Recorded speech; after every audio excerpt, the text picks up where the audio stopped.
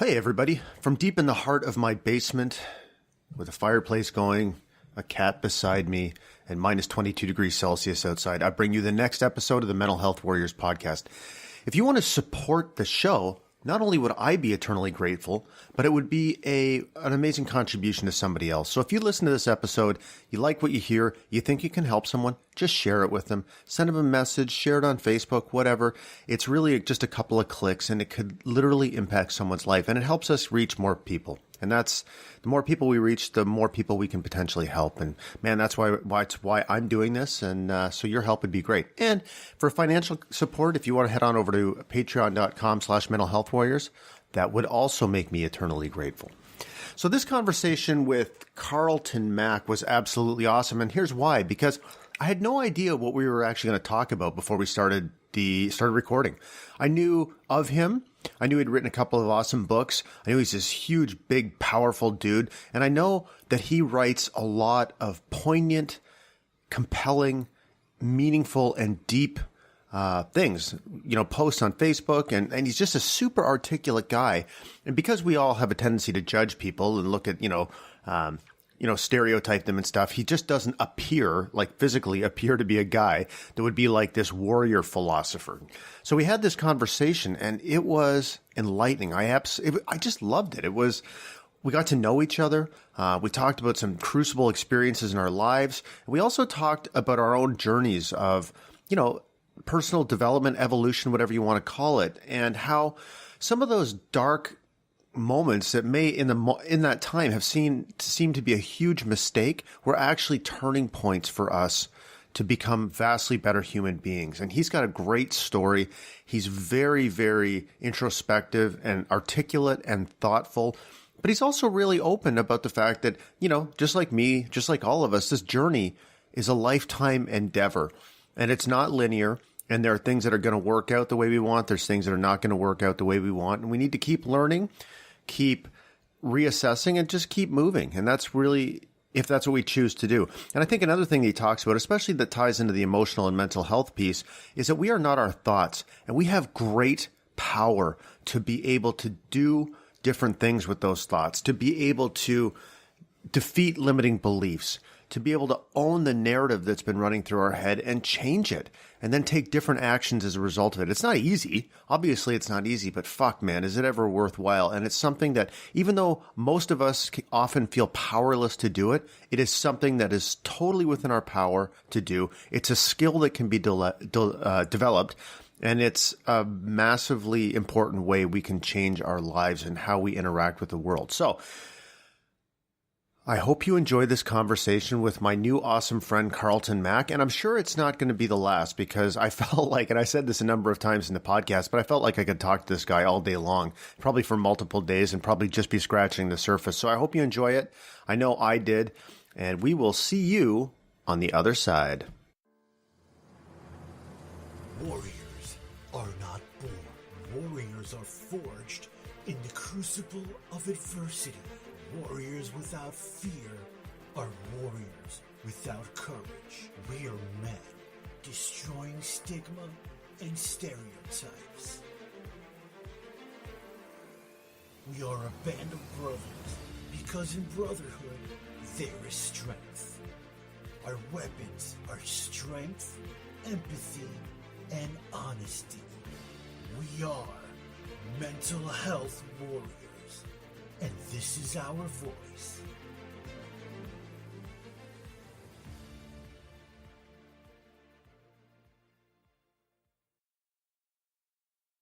Hey, Carlton, welcome to the podcast, my friend.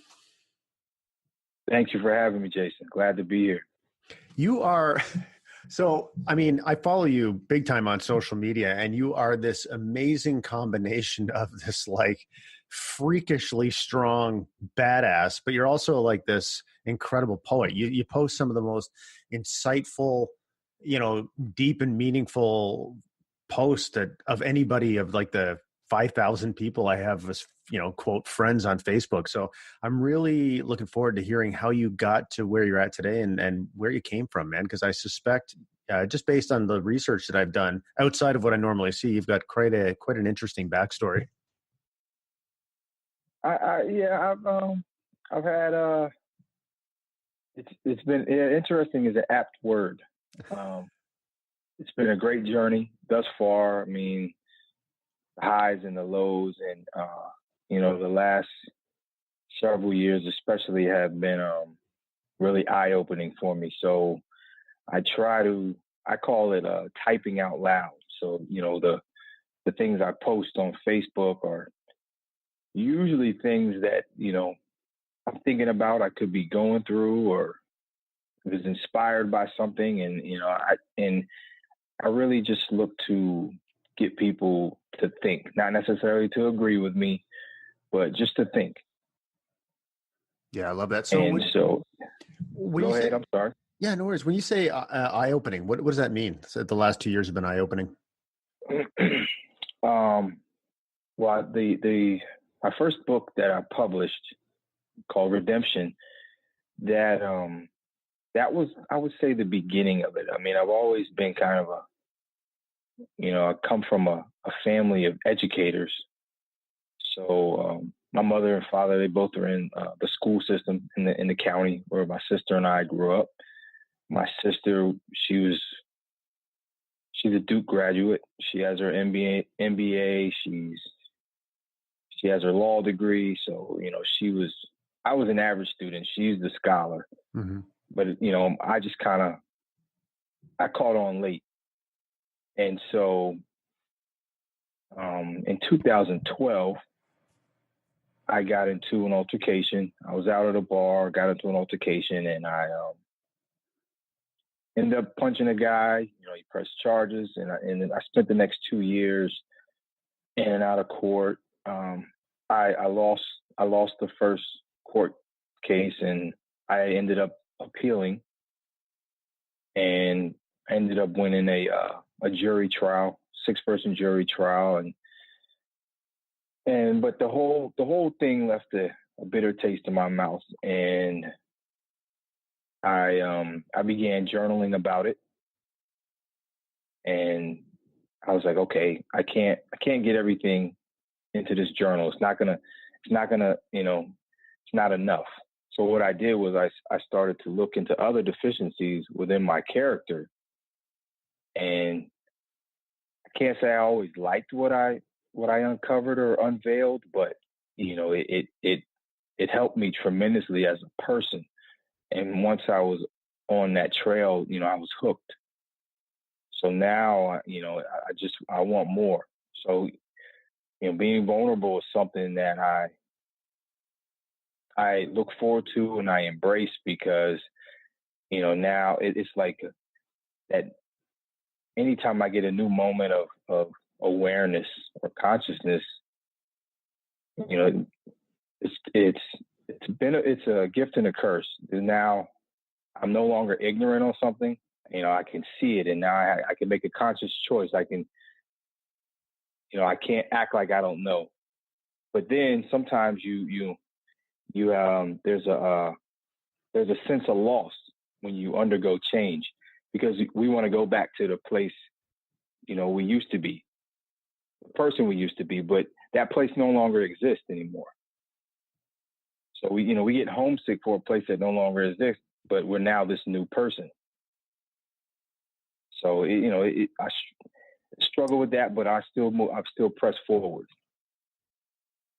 That is, I've never heard somebody put it that way, but man, I could not agree with you more. Like I also think with self-awareness comes this, like this heightened sense of how much work is left to be done, and the fact that it'll never be finished, and I look at myself and I think, I don't know if you ever go through this, but I look at myself and I'm like, I'm doing, like, I coach people, I run these masterminds, I've got all this, quote, self-awareness, yet I still make stupid fucking choices. And I wonder, then it causes me, like, I spend a lot of time navel gazing whenever I'll give you an example. I over the holidays, I had a few, interactions with family, I would say, that I was totally prepared for. Like, we have the regular, not uncommon family stuff, I would say. And, there's some tension here and there. And as I'm going over on Christmas, I'm finding myself having this reaction that I was completely unexpected. Like was getting super stressed out about it. And I'm trying to use all these tools to talk myself through it and all that. And, being very surprised that I actually reacted the way I did. And then spending the next couple of days really trying to understand what caused that. So when you say it's a blessing and a curse, in some ways, I get that. But do you find that as you continually evolve, you get more aware of just, again, how much you have to learn and how far, that the fact that the journey will never be done? Absolutely. Absolutely. And, one thing this lady told me, lady I used to work with, she said that, imagine that you have a circle of knowledge, and the circumference of that circle is everything we don't know. So as our circle of knowledge grows, so does the circumference of everything we don't know. So it keeps us humble because we can never know everything. We can only expand our circles. I've never heard it put that way. That's so true. So maybe let's go back to that night in 2012. Like before maybe setting up that night, like how would you describe the version of you at that time? Like what kind of life were you leading? What kind of beliefs did you hold? And because I'd be curious to, see how where you've come from to get where you are today.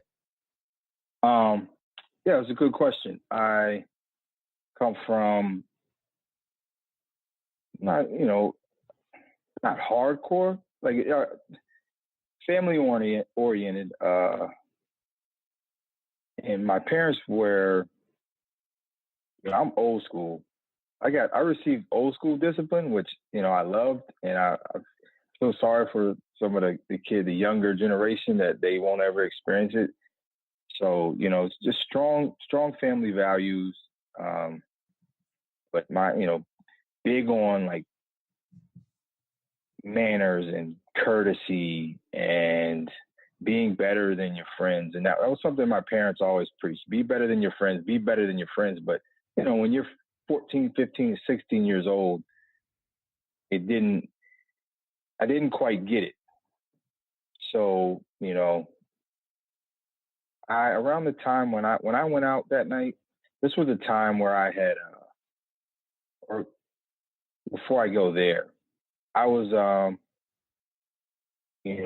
guess I was one of the cool kids. I was an average student. I, was an athlete. I got along with everyone. I wasn't like a guy who was getting into fights all the time. But then, I wasn't getting bullied either. I was a cool guy. And I guess what shifted. I wanted to lift weights. I got bigger, and I was working a lot of security. And the areas I was working in, it wasn't the greatest. And what it did, it kind of it boosted my ego, my pride in my ego, and I would I had a hard time transitioning. So you work security, and you're this person. You have this power. You're empowered. So now I can enforce rules, and people look at you a certain way. You have a voice. If people don't listen to you, you have the power. You can make them leave. But I had a hard time transitioning to when I would go out with my friends or my wife, because people didn't look at me the same. I still was the same big guy. I still had the presence, but I didn't have the authority. And I would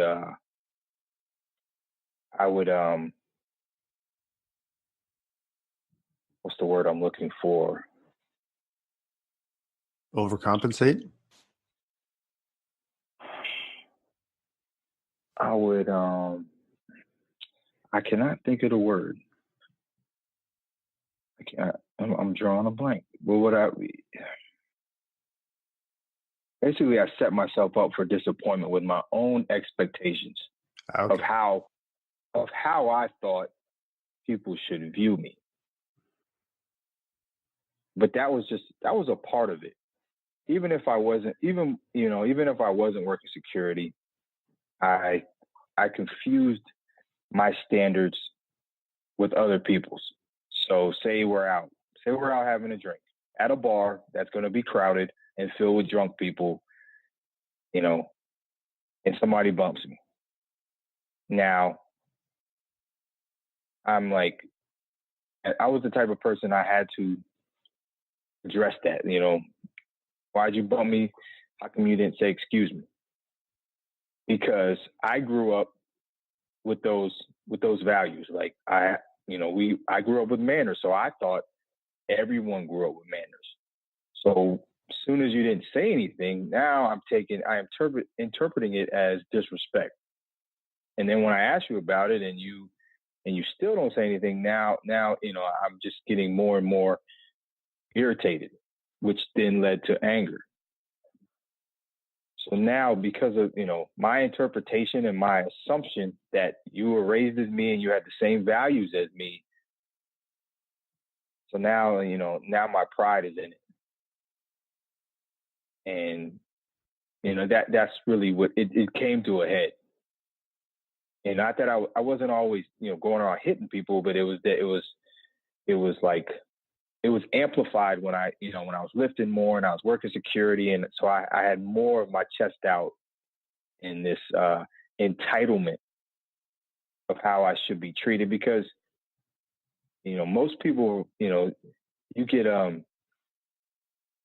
used to drinking, you get used to the taste of triumph, drinking from the glory of triumph. Like everyone's like, oh, you're big, I would never mess with you. But it's always the few that unsettle you, who treat you like they don't care if you're big. They're not gonna bow down to you, and that would unsettle me. So it's completely disproportionate, but it would unsettle me. And so, that is what happened that night. That everything came to a head.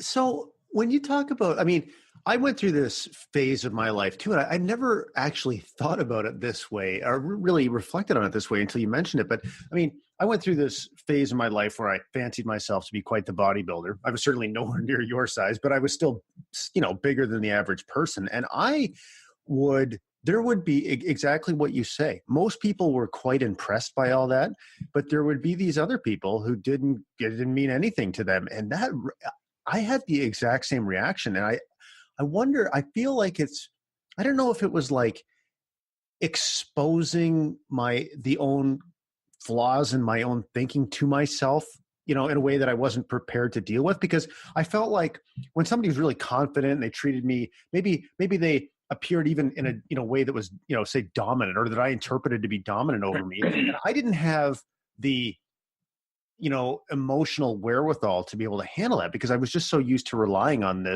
these puffed up muscles or whatever. And it really I didn't know how to react to that. And I would get quite defensive and, maybe perceived as, not that I ever got in fights or anything, but I just didn't handle that well. And I've never really thought about it. It's just interesting what happens when you're relying on this facade or this appearance of who you want people to think you are, but you don't have the internal personal development to be able to understand the role that, say, being big can play, or, you make it into much more than it really needs to be, I guess. Absolutely. I think, you asked, was it us? Was it something within us? And I think it was, because from my experience, and you tell me if you experienced the same thing, I didn't like have friction with other guys who were big. I train, I was training in Brazilian Jiu-Jitsu back then as well. This was around 2005 to 2010. And so I was lifting and I was training regularly. And I didn't bump heads or have friction with other big guys or other guys who trained. It was like the guys with the beer muscles. So, because when you're bodybuilding and you come across another guy, you guys look at each other. There's a mutual respect. The time and the effort and the blood, sweat, and tears that goes into that. So for me, it wasn't like-minded guys or like, the guys with similar presentations who unsettled me. It was the regular people. And I don't mean regular like I'm better. It was just the beer muscle guys. Yeah, I used to work at a gym actually, and it's funny you say that because I worked at a gym for a couple of years, and I would lift there and I would hang out with all the guys that lifted there. And when you hang around with these guys, obviously they're just normal people, but you also find out that a lot of the people that are driven that way are highly neurotic at the same time, right? So a lot of people, you go to a place like this and you're always focusing on the things that you're insecure about. I got to work on this, and oh God, I'm not lean enough, and blah, blah, blah. So these, as you say, these quote normal people would come in and I'd give them a tour of the gym, and they were so intimidated to even walk through the front door. And for me, I was in my late 20s at the time. I couldn't understand why somebody would be intimidated to come into a place but in a place that I was obviously comfortable with because I spent so much time there. But yeah, I totally agree with you, man. And I did some judo and Brazilian jiu-jitsu, certainly not well. I have zero natural ability, but it was the same thing, just a normal group of guys trying to get better, right? And trying to support each other and get better. And I think that level of camaraderie was something that I actually had a hard time finding outside of those environments at that point in my life. Yeah, it's I think when you've done a martial art, it humbles you because that there's always you're not the man, and I got great genetics and great athleticism. However, I got great strength. However, it all gets negated by people who have experience, who have more experience, more technical skill. So it keeps you humble. So you even though we went out with that knowledge, we still had to deal with our insecurities. Very much. And I felt big one day. I felt small the next day. Yep. And was I looking back? Was I small? No, I don't know when I've been small. But I've learned to now be comfortable saying that, admitting that. Yeah, I think I feel the same way. There's days I feel quite lean, and the next day I can feel like obese, basically. It's just, I don't know. It's part of. I'm not super. The more I've learned, the more I've just accepted that that's a part of who I am. And, instead of trying to constantly change that about myself, now I just try to not take myself so seriously, because I feel like thinking that way and never being satisfied and always striving for more. There's genetic wiring that makes people that way. I actually had a really interesting conversation with a guy on the podcast. He wrote a book called Driven, and it's about high performing people and why they are wired the way they are, and to never think that. And there's anthropological reasons, there's genetic reasons, there's cultural reasons, but I read the book and I was like, holy moly, this just describes me to a T. And basically the premise was this is how you are, accept it and use it as a superpower. Never being satisfied with things can drive you to great achievements. But once I accepted that about myself, and I'm still in the middle of trying to learn how to optimize those characteristics about myself. But I just know that I'm always going to think that way, and I just don't take it so seriously anymore. It kind of gave me permission to just accept myself for who I am and kind of laugh at how weird the things I can think are sometimes. Well, and to that point, I struggle with my height. I'm 5'10", but the guys I do security with are well over 6 foot, and they're at my highest, my heaviest. I was about 230, and with my height, and I was compact, so a lot of people thought I weighed more, but I was a little guy. And, I'm always like measuring myself. Oh, this guy's 6'3" or he's 6'4", and he weighs this much. And, like pound for pound, I was up there with all of them. But, I had a guy, like a big brother, a mentor guy type guy. He told me, man, don't ever let me hear you. You keep bringing up these guys' height and what they weigh. And he was like, you're rare. He was like, you were born with what you were born with, and you've learned how to maximize all of your attributes. And when I stopped like looking or judging myself, based on like physical height or that physical attribute, and my height expanded in other areas. The sky was endless. So it's I don't know what it is. Like I guess as men, I'm looking for more guys to be able to have these, for us to be able to exchange these things about ourselves more, without shame. It's okay. Yeah, I think part of the issue that prevents that from happening, like people always talk about, the cultural stuff and all that related to what it means to be a man. And obviously that plays a role in it. But I think when we have this natural, or people in general have this natural tendency to want to look at other people and put them on a pedestal.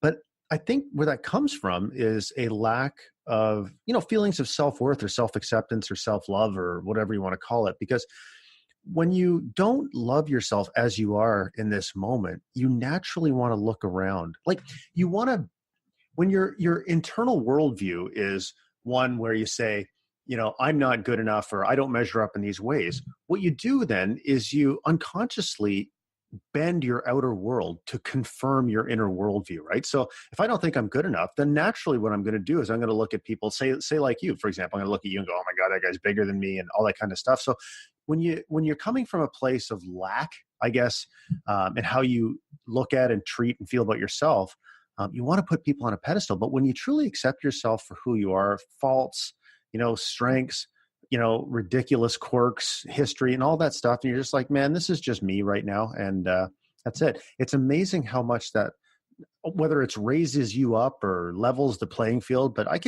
just look at everybody now and understand that we are all just a bucket of strengths and weaknesses and a million different characteristics that make up who we are. So I think if people could learn to love themselves, they really stop doing that. Yeah. I think we were always going to have that, but it sounds like we both have learned to, we struggle with that to a much lesser degree. Mm-hmm. We can, if we lived closer and we were able to cultivate, a more personal relationship, of course there's going to be things that I would like to emulate about you and vice versa. But now we understand the importance of sticking to our DNA. So I don't want to mimic you. There's things that I want to emulate because I'm inspired by them, but we still want to remain our person. That's right. Yeah, for sure. And I think that's a great place to be, because everybody's got characteristics and strengths that we would like to develop in ourselves. And when we can do that with, like you say, just maintaining what also makes us the best of who we are, man, that's when some real magic can happen. But so you're at to go back to that night in 2012. So you're at the bar, you end up punching this guy. And I mean, at what point do you realize, like, oh my God, what have I done? Like, I mean, I can't even imagine what it must have been like I'm sure there was points where you must have felt like you've thrown your entire life away. Well, let's see. There were in the moment, I felt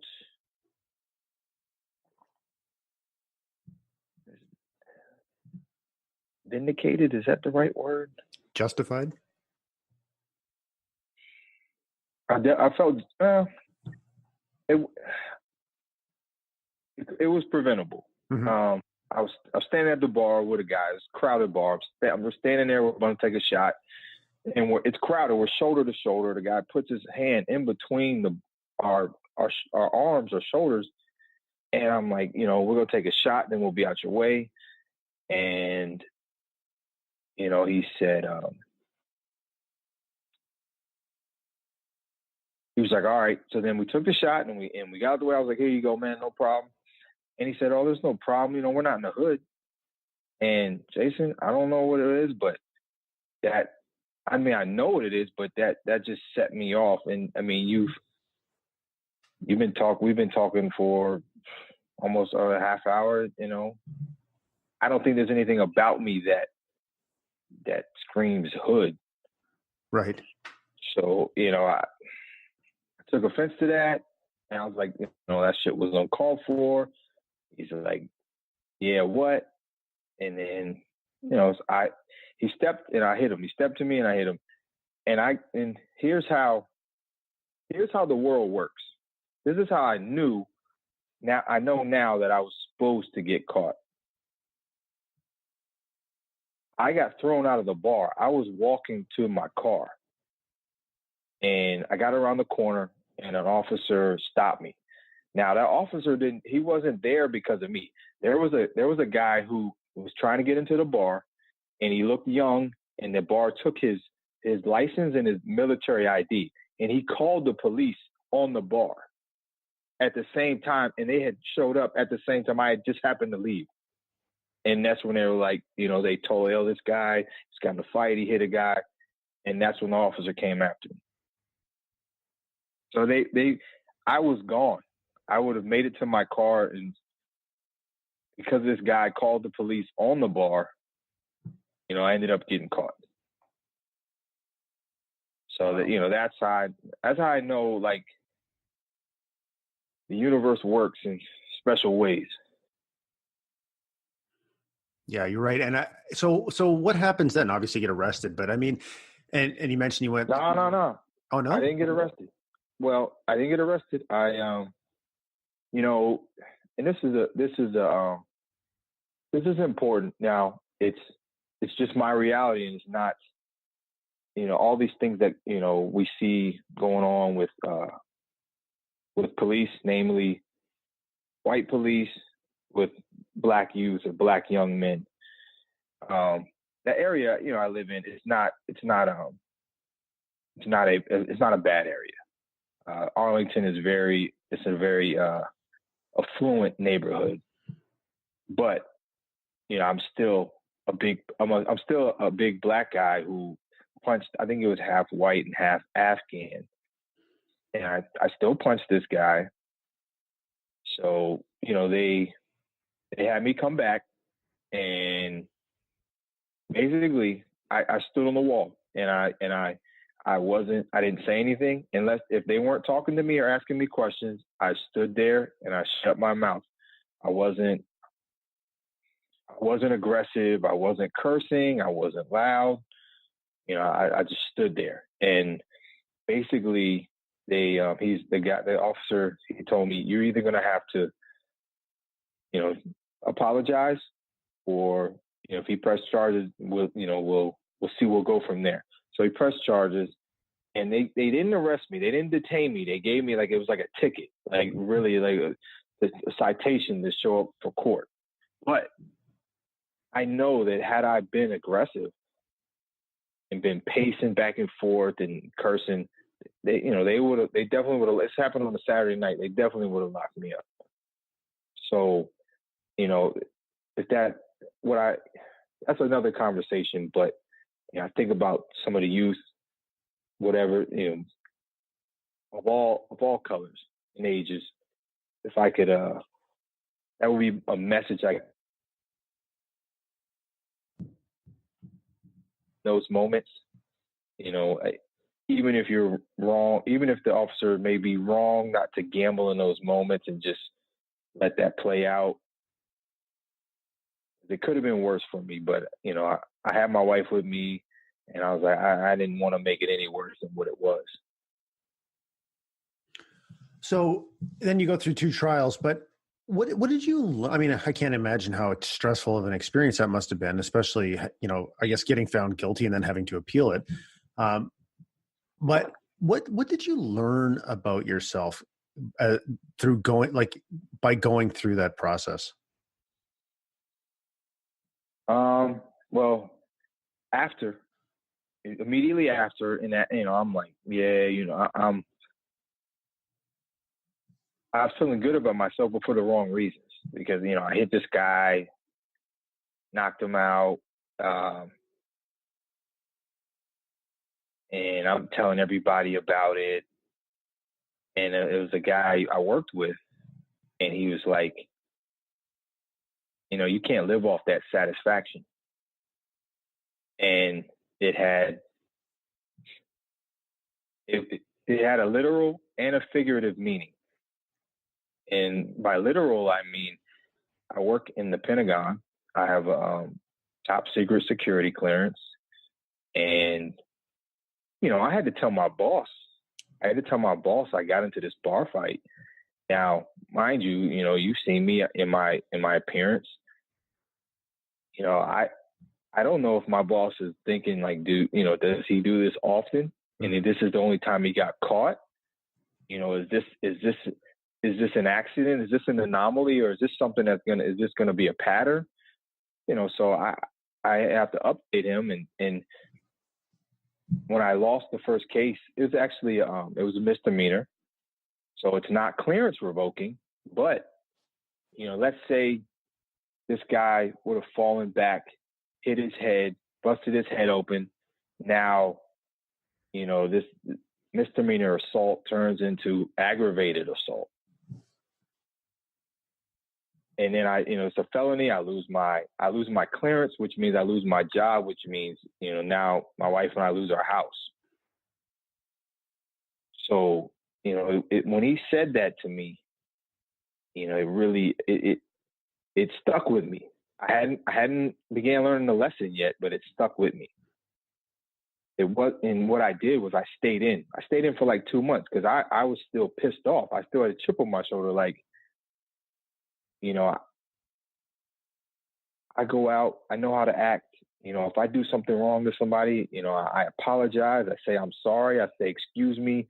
There's a reason why we don't just say any old thing to other people, because that's going to incite an argument, which is probably going to lead to a physical altercation. So I'm pissed, because I don't like the law. I don't like how and my wife was like, she got tired of me complaining about it and being cooped up, because I stayed in the house. I was like, if I don't go out, I can't get in trouble. So that was like, that was my, that was my philosophy. But when she told me to write about it, then I began to realize, it's been me all along. It's been my thoughts, my mentality, my pride and my ego. So you say, what did I learn? One thing, I learned not to confuse my standards and values with other people's.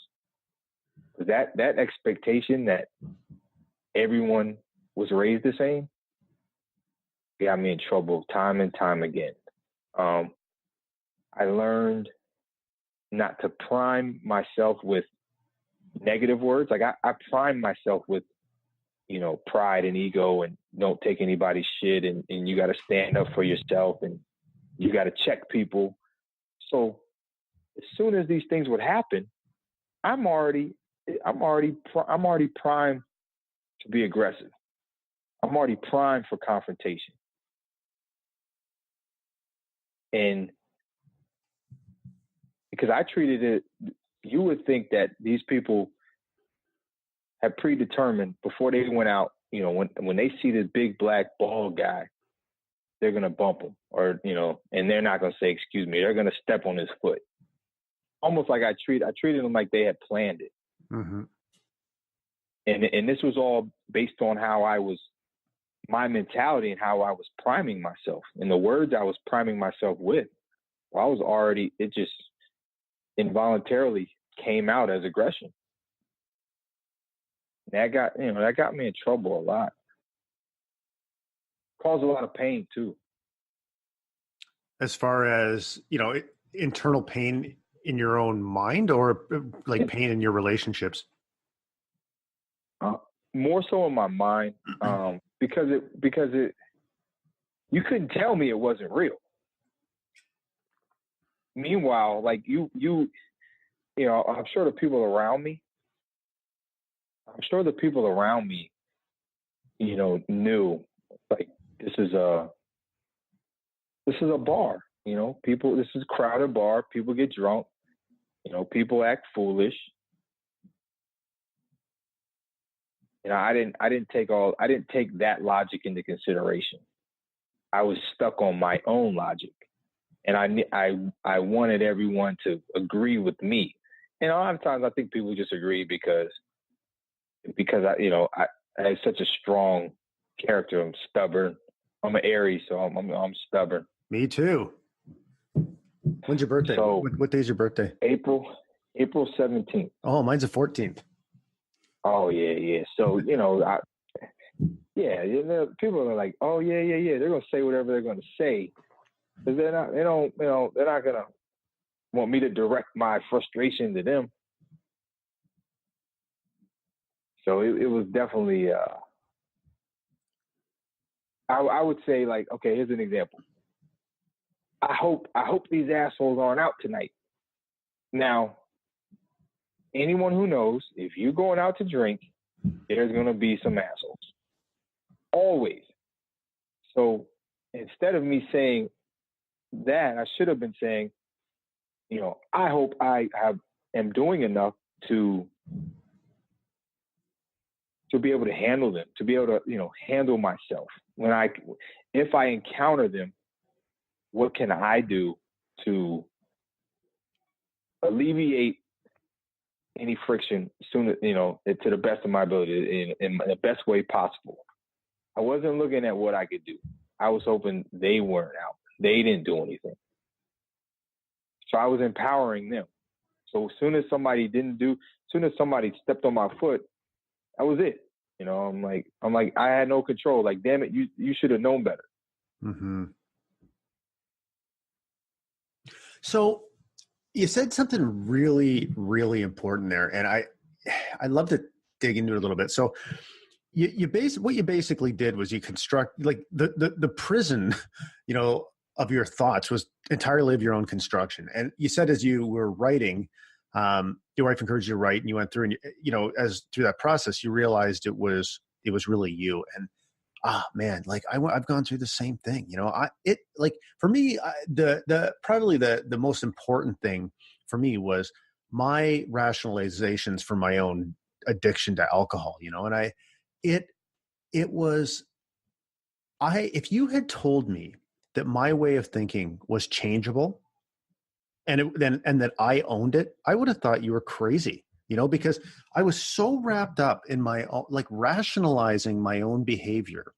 And also, I don't know if you did this, but, or if it's even applicable in this context, but let me know, is that I created all these made up fears about what the alternative would be. So as much as I hated drinking, I would never admit that, though, because I was so busy trying to rationalize my behavior, because I would make up all these fears about what a life being sober looked like, because I had no idea what it looked like. So I'd say shit like, you know, I won't be able to socialize. I don't know how to talk to people. People like the drunk Jay, you know, blah, blah, blah, a million different things. And so that fear would actually create the thing that I actually wanted to stop doing in the first place.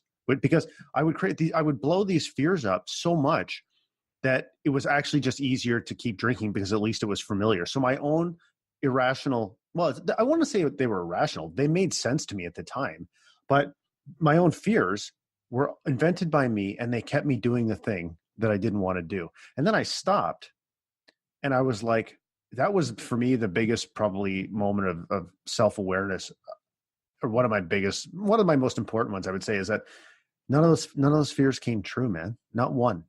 You know, people liked me better. I was more present. I learned how to socialize. I started having more meaningful conversations. My life started to completely change. And I was like, holy crap. I made all of that up. And I wonder what other limiting beliefs I have. And when I talk to people that are in sort of the thick of it, like whether it's in the mental health warriors or not, or, we all meet people who are they're stuck in these thought patterns that they've always had. And sometimes trying to help them see that you can change them. It's like, I don't know. Before I had gone through it myself, I don't think that I would have believed it was possible. So I guess I'm trying to think of what the question was there, but I guess my question is, as you went through this, what was it? And you started writing and you started realizing that it was your thoughts and actions were your own creation. I mean, what was that? What was discovering that like? And was it like bit by bit, or did you have some like thunderclap moment where you're like, oh my God, how did that happen for you? That was the moment where I was like, that's what I like. That's what writing does for me. It's therapeutic. And as I'm digging in and getting down to my roots of my issues, I'm like, okay, damn, should I peel this layer back? Peel it back. If I have to ask myself, should I peel that layer back? I need to peel it back. And continuously peeling back and peeling back and peeling back. And I'm like, you know what? I didn't like what revealed or found out about myself, but now I'm no longer ignorant. I know exactly what it is. And that is empowering. So, it's like, and I don't know about you. I've always been blessed to have good people around me who can reveal my blind spots. Yeah, I do. I have plenty now. I never did before though. And I don't know if that was because most people that I happened to come across were so wrapped up in their own blind spots, or that I projected. I think part of what it was I projected so much confidence that I think that other people in some ways maybe thought I didn't have any blind spots, or maybe I just seemed so unapproachable that, or that are not interested in, hearing about my own blind spots. I'm not really sure, but it was like this self-fulfilling prophecy of some sort, but I'm not sure, but I know what you mean about writing, because like I kind of think of it as you were talking. It's like purpose-driven navel gazing, because it's like if I'm gonna write a blog post or I'm gonna write a freaking book, there's no point in writing. Like if I don't peel back the onion as far as I'm able to peel it back at this moment in time, the book's gonna be crap, right? So when you spend enough time thinking about a topic with a purpose in mind, instead of just other than like beating yourself up and feeling like you're full of regret and you're an asshole, but like actually a purpose, it's incredible what you can uncover. Because you're right. It's like the onion, there's never stops being layers to the onion. And yeah, it is not always pretty, man. No, but that's what I want. And the importance of that is, so we can prevent someone else from having, the crash moment. So if I can prevent someone from doing what I did, from getting in that altercation and being in and out of court, spending $8,000, if I can prevent that for someone else, then that's a win. But if you spend $8,000 too, then what? And we lost. Like like we all have our different philosophies, but if our philosophy isn't getting someone getting them to grow and getting them to flourish, then it doesn't matter how clever our words are. Yeah, absolutely. So when you titled your first book Redemption, so I mean, in your case, what does redemption mean to you? I feel like I let some people down. Like a lot of people ask me, well, what was it? What was it about this guy? Why you always seem level-headed, which I had tantrums. Like I was that guy. I thought like you had to wear your heart on your sleeve. People respect that. But, people were like, what was it about this guy? why were you not able to walk away? And I guess it was more of a meaning for me, like, because a lot of people up until that point, as well as you could have, guys who went to high school with me, college, they didn't know I liked to write until I put this book out. So they learned a lot of these things about me, when it got released, when it got published, because to your point, what did you said, we talked about peeling back the layers, but you were saying that it's not always pretty. No, it was like a lot of people were getting to know the real. It was, I know what it was. It was the confidence that I projected, and you have people, they didn't know, like I had gone through these things or struggle with these thoughts. They didn't know this. They didn't know this stuff. So they're finding it all out for the first time. Yeah, that was the same thing. That was the same thing for me. And people are like, holy God, man. But I think I always say this, and it's so true. And I'm sure you've experienced this all the time with just the way you are, the man you've become. But one of the greatest gifts I believe that one human being can give to another is to make it safe for them to be themselves. Like it's so simple. Like I think I'm going to write another book at some point. I don't know about this, maybe this year, but I want to call it, I've struggled too. I will not judge you. Like literally the 8 most powerful, like 8 simple words that can totally change the world, and writing a book and putting yourself out there is one really powerful way to do that, because how many people came up to you as a result of you reading that and said, not only, wow, I know so much more about you now, but I feel safe letting you know so much more about me. Yeah. It was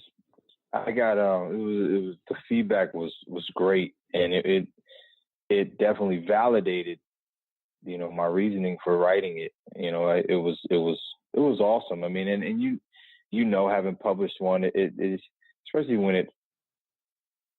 it first got published, it was one of those things where like it felt like it was my birthday for a month. Yeah. Oh, you heard you published a book. Oh, I heard you published a book. And then, getting the feedback from people, and there's, am I embarrassed by some of the things in there? Well, absolutely.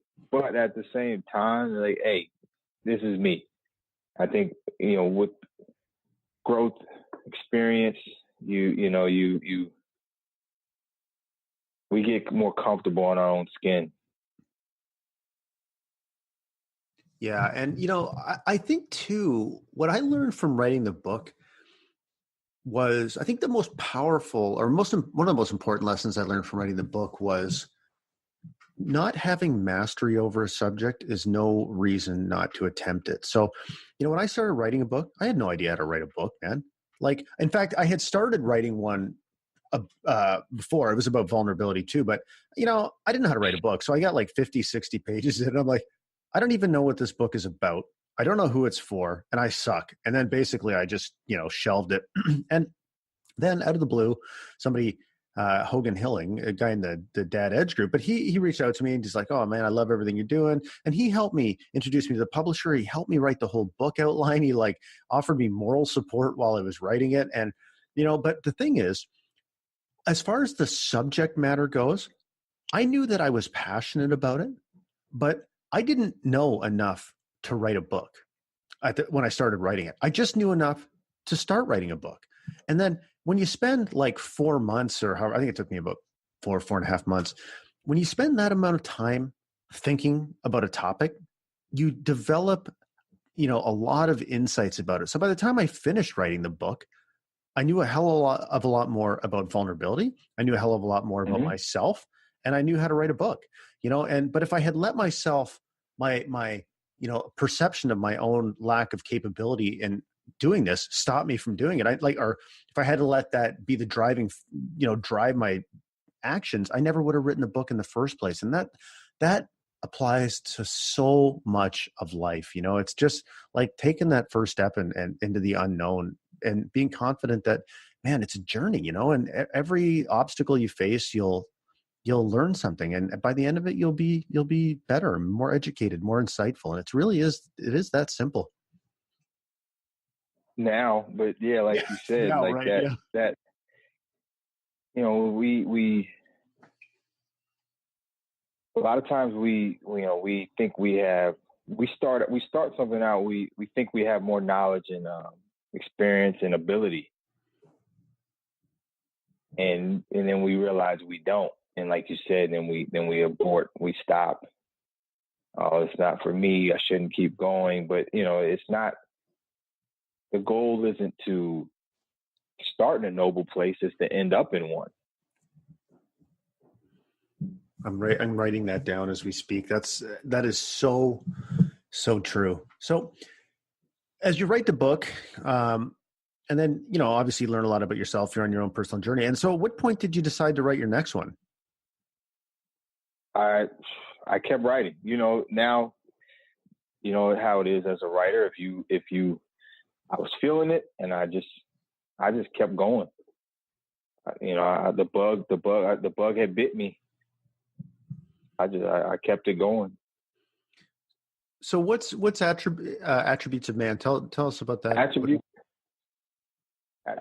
Attributes of man is 18 attributes that I feel constitute a man of value. This is more of a guidebook. So, for instance, integrity, resilience, compassion, pride, your word, humility, accountability, just to name a few. So this one is more of a guidebook, and it still contains personal stories and experiences as well. So maybe because going back to the whole, putting people on a pedestal idea, and maybe that being a sort of the source of that being our own feelings of inadequacy or whatever. But, so you've written a book. I think it's important for people to hear this because, I talk about, like in my book, I talk about vulnerability, and, people know me as like the vulnerability guy. I still struggle with it. Like I still struggle when I make some kind of mistake or whatever. It's not like super easy for me to just barf it out. Like I really got to think through it. So when you look at your 18 attributes, I'm sure people think that you've written a book and you've got these things nailed solid, man. Like every 24 hours a day, you're living these attributes in the way you've described them, at the absolute utmost of how they can be sort of lived in a person's life. But what are some of the things that you struggle with, like as far as this? I mean, what are you working on right now? What feels important to you? Oh man, okay, that's a good question. And one thing I learned about writing a book is that I have nowhere near mastered it. It's one thing. A friend of mine, he said to me, imagine if you're in a dark room. It's pitch black, you can't see anything. Somebody flicks the light on, immediately flicks it off. But in that moment, when they flicked it on, it was roaches everywhere. And even though the lights went back off, you can't unsee what you saw. So, writing this book and finding these things out about myself, it's given me a higher awareness. I devote more attention to things like humility, or things like my word, things like compassion. And by devoting more, where attention goes, our conscious awareness follows. So the more attention I can devote to my humility, the more conscious awareness I can have of it. So it's not that I've mastered it, it's just that I've learned to work within the realm of these attributes to a higher degree, for the most part. I'm not saying sometimes I fail, I fall flat on my face still, but I've worked to lessen those times, So those moments. So when you have a moment where you don't say meet your own expectations or fall flat on your face, a typical reaction to that would be, for somebody to beat themselves up, for them to say, oh, I should have never have tried, or who am I to be better, or blah, blah, blah. This is my lot in life. But when you are say around the topic of or the attribute of humility, when something happens where you make a decision, take an action, and you fall flat on your face, how do you deal with that? I'll give you an example. With our own humility, we're in the gym. In the gym, I feel like it's my gym. I walk in the gym, it's my gym. When I'm ready to use a certain weight, no one should be on it. Or if you're on it, you should allow me to work in with you. Now, again, I'm telling you my mentality, my values, my standard. There are people in the gym now, and you can vouch for this, who will just sit on a machine or a bench and be on their phone, not doing anything. But they pay the same $40 a month that I pay. If that's why they want to go to the gym, that's their right. Now, and so the days that I get frustrated with them, and I have words with them, that's me, like now I chose to fail. I chose to fall flat on my face because I know these things. I knew 10 years ago that everyone goes to the gym for different reasons. It's not my gym. It's not my equipment. If somebody's on it first, then they're on it. And I can do something else, or I can wait. I always have a choice. But I'll beat myself, and I'll know I won't beat myself up as much anymore. But I also know better. Like, come on, man, they're there for their own reason. They don't understand the reason why I'm there. If I tried to explain it to them, it'd be like me speaking Chinese. So I don't do that as much anymore, but yeah, I'm quick to go up to that person, shake their hand, apologize, and then I let it go. Like, you had a moment, you slipped up, but it's not something that happens as often as it used to. Yeah, and that's a beautiful example, and that's really what it's all about. There's been interested in the idea of like the elephant mind and the monkey mind, and the elephant being the reptilian sort of the brain, the thing that kind of operates on autopilot. And the point is that when we are so ingrained in behaving a certain way, whether it's through our upbringing, cultural, the beliefs we hold, whatever it happens to be, there's a hell of a lot of inertia behind you that makes you want to keep acting that way. And then when you try to change this elephant brain, this autopilot brain, really, man, it wants to pull back and go back to the way things have always been, and I think people need to understand that, because so many people just they want to. I mean, we're recording this on January 5th, right in the 4 days after New Year's. Everybody's got their New Year's resolution, and I think a lot of people think that wholesale change is possible just by flipping a date on a calendar. And oh God, man, like I've been at this, for me, I would say since 2014, I would say, is when I really sort of opened my eyes and started developing myself, and it is not easy, man. Because you want to keep going back to what you've always known. And I think people need to understand it's a journey, and you're going to fall flat on your face, and you pick yourself up and you'll learn from it. And if you can manage to tamp down the judgment, there's lessons to be learned. If you can stop labeling things as good or bad, there's lessons to be learned, because nobody can, I'm sure in the moment when you were going through, okay, let me back up and just say, from where we are all sitting right now, we can't possibly know how things are going to play out in our lives. So I'm sure there was times when you were going through your the trials after punching that guy, where you were like, this is the worst thing in the world, man, and blah, this is all bad and the whole bit. But look what happened as a result of it. Look at what happened. The world is a way better place as a result of that having happened that particular night.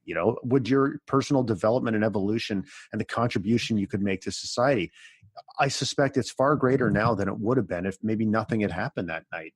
So I think if, I don't know where I was going with that, just went on a monologue, but the point is that we just naturally want to return to the way that we are. And if we can just understand that, and it's like nudging the Titanic, man, like bit by bit, that's what will eventually change the course of your life. And it takes a lot of nudges.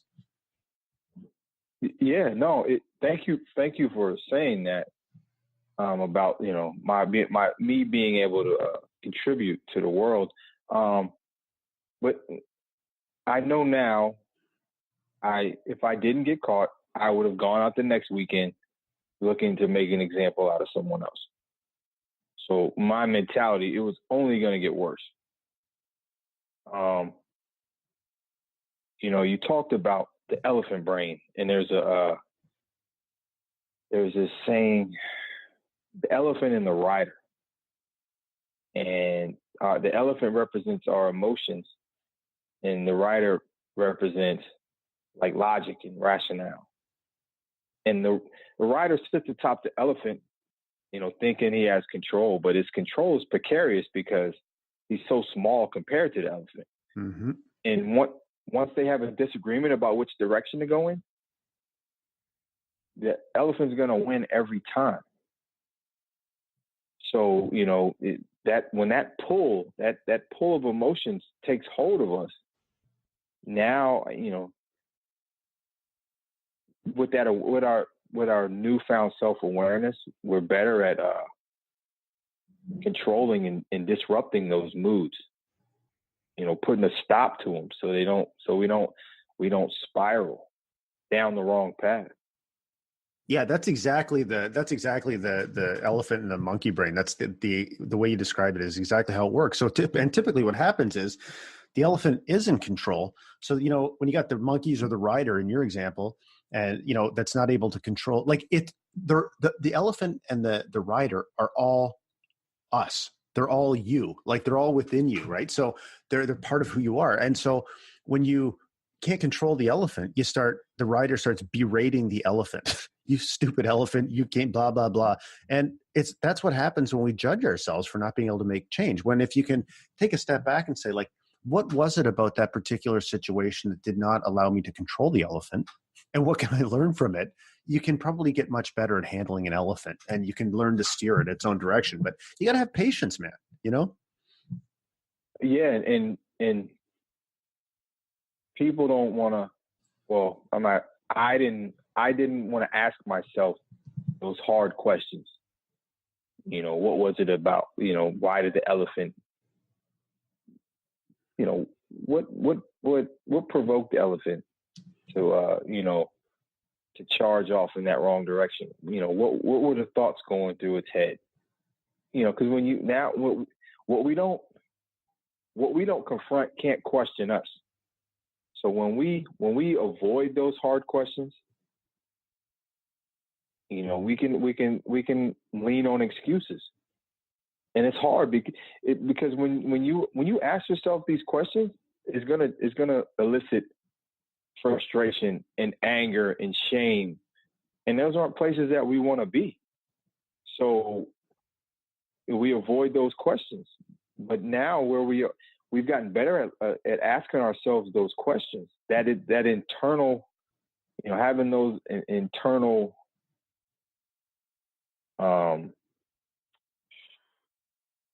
not a quiz, but like those internal tests. And we learn much more about ourselves and the situation. And then we're able, rather than reacting from emotional chaos, we're responding from emotional clarity. Yep. I love it, man. I can't believe we've been talking for like 70 minutes. I could talk to you all day. Got to do this Oh again. man, this is awesome. I want to call every week. Yeah, and I think too, what's really interesting is that there will be people that hear this conversation, and this I guarantee you, this is what they're going to say. They're going to go, "Oh my God, these two guys, man, they know what they're talking about, and they sound really smart, and all that kind of stuff." And what I always tell people is, it's only because we talk about this stuff all the time, right? Like that's the reason we sound like we know what we're talking about. And like for people that know, like that elephant monkey mind thing, this conversation was the one we're having right now is the very first time I've ever been able to explain that to somebody in a way that made sense, because I only learned about the concept like about 2 months ago.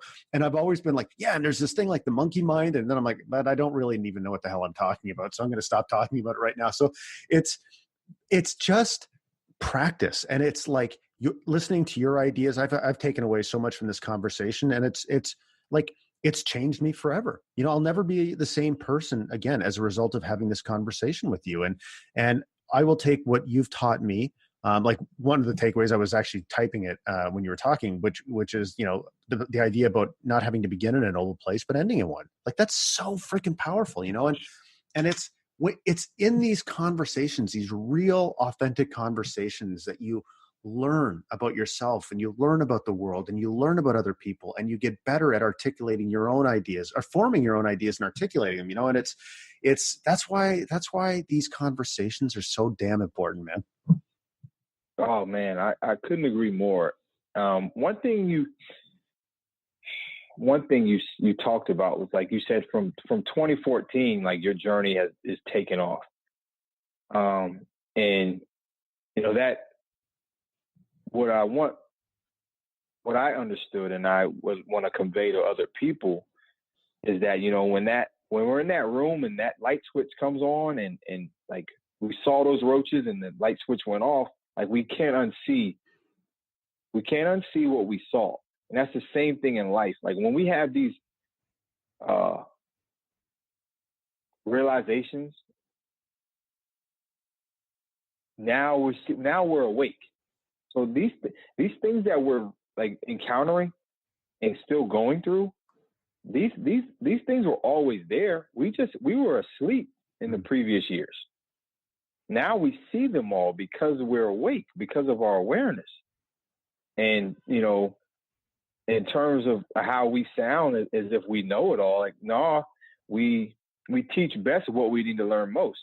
So I could tell somebody how not to be angry, why you shouldn't become angry, the ramifications of anger. I could teach somebody that all day.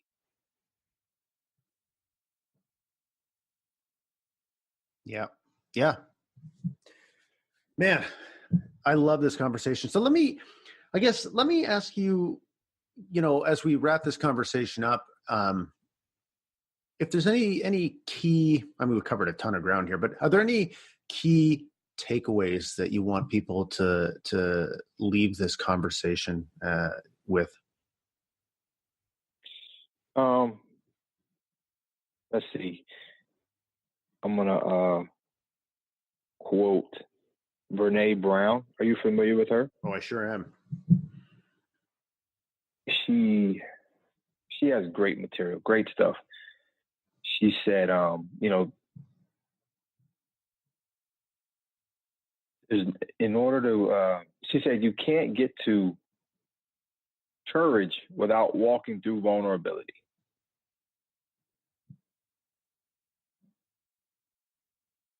Boom. I totally agree, man. Vulnerability to me is the source of great courage, and I think it's because for me, the way I've been thinking about it, maybe you have a different point of view, actually. I said we're going to end this, but I'll just ask this one more topic because it's really interesting to me. But I always kind of think of vulnerability as, I always describe it as, I kind of made up my own definition, but I always describe it as like having the courage to look yourself in the mirror and be honest and without judgment, or pretty much without judgment, about who you see staring back at you, right? Because that was my big thing. I just couldn't admit the man I was at that particular point in my life, And like as objectively as possible, because I was just spinning all these stories about it. But I kind of feel like vulnerability, one of the ways it gives you courage is that it allows me to admit that I am a perfectly flawed human being in this moment, and I'm where I need to be, and I can love myself despite all of my, quote, shortcomings. And when I love myself and accept that no matter what happens, I will continue to love myself, it gives you a really enhanced sense of courage to be able to step outside your comfort zone, because you always know that you have this place of acceptance to fall back on if things don't turn out the way you want, and that's how I kind of describe the connection between vulnerability and courage. But I don't know, do you have a different perspective on it, or? Nah, for me, it's like imagining doing things is way worse than doing them. So each time we've been fearful of being vulnerable, what we thought would happen didn't happen. Mm-hmm. No one, the people who really matter in our lives, they didn't change. It didn't change their thoughts about us, their opinions, or their love about. If anything, it strengthened it, it enhanced it. I guess everyone's going to have their own personal meaning of what vulnerability is. But I just hope that definition encompasses the positive aspects of the word. Yeah, for sure, man. So listen, I want to ask you one last question, and that's, let's say the best version of Carlton Mack today is in that bar back in 2012. What happens? I can't. I would still feel the shudder. I would still feel the. I would still feel the feelings of, what is this guy doing? I wouldn't act this way, but now I have that, because of the new awareness, I can go over in my mind, okay, we're different. His standard's different than my standard. I already have redemption. I can't write a redemption too. And I have a 3-year-old son whom I didn't have in 2012. So, in terms of being awake and aware, I am in a whole new place with a whole lot more to lose, and an understanding of what will happen if I make this bad decision. Because now it's not a mistake. You could say it was a mistake before, but now I have so much more information and knowledge and awareness that it would be a conscious choice for me to do that. And the value of something is not what we attain with it, but what we pay for it, what it cost us. So now that's how I weigh things. I could do this, but what is it going to cost me? And it's going to cost me way more now than it cost me 5 years ago. So I have the ability to analyze more. I love it, man. Yeah, it's like turning off the autopilot, Exactly. Well, man, this was absolutely awesome. I knew I was going to enjoy this, but I actually enjoyed this even more than I thought I was going to. And like I said a few minutes ago, I feel like we've only just scratched the very surface here. So I'm thinking we got to do this again sometime, because I would love to talk to you more, man. I would love it. Whenever I know you have a waiting list of guys. So whenever you can squeeze me in again, I would love it. And thank you for bestowing all of your knowledge and wisdom on me as well. Hey, it's what we do, man, isn't it? No, it was great. It was just great to talk to you. So listen, I'm going to link to obviously link to your books in the show notes page. But is there any other way if people want to find out more about what you're doing for them to connect with you? I'm working on that. I need to start a blog, and you got me thinking. I need to start a podcast. But for now, I do have my social media presence through Facebook and Instagram.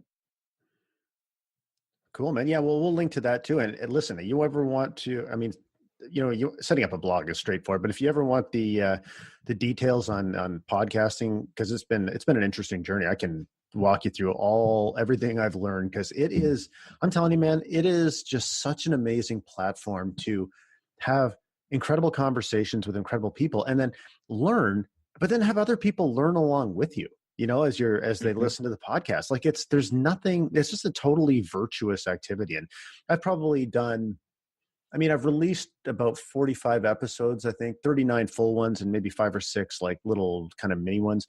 And then I've got probably about 12 more recorded or something. But the amount I've learned as a result of doing this is mind-boggling. And I've had the opportunity to talk to people that I never would have had the chance to talk to otherwise if I didn't have it's not a huge platform, but if I didn't have a platform, right? Because people love being on podcasts because it's valuable to them, it's valuable to me, and it's awesome. So if you want to get that started, I think you'd have so much to offer, man. And I would love to be able to help you with it.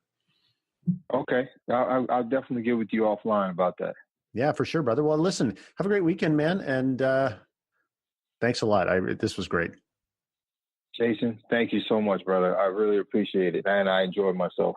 Okay, man. I look forward to the next one. Take care. For sure. Okay, bye. Okay, brother.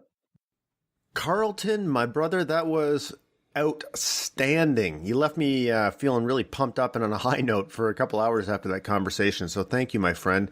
And I really look forward to having more of these conversations with you and following your work and supporting you in any way I can. It's you're doing important things, and it's awesome to see your journey unfold. And I also know that there's no way in hell I'm ever going to deadlift 560 pounds like you do, but I will continue to crush my kettlebells and use you as inspiration. So I'll end this podcast like I end every podcast, and that's to say that maybe I'll sing it today. If you are struggling, I've struggled too. And if you ever want to fucking talk to me, I will not judge you. I think I'm probably never, ever going to do that again, actually. Well, I'll never say never. But yeah, listen, we've all struggled. It's one of the commonalities that binds us together. So let's stop pretending that we don't. Let's start using our experiences. Let's own them. Let's share them. And let's make a powerful, powerful, life-changing contribution to somebody else's life and your own. Because when you are the type of person that makes it safe for somebody else to be themselves, you are unleashing an incredible superpower that you may not know that you had.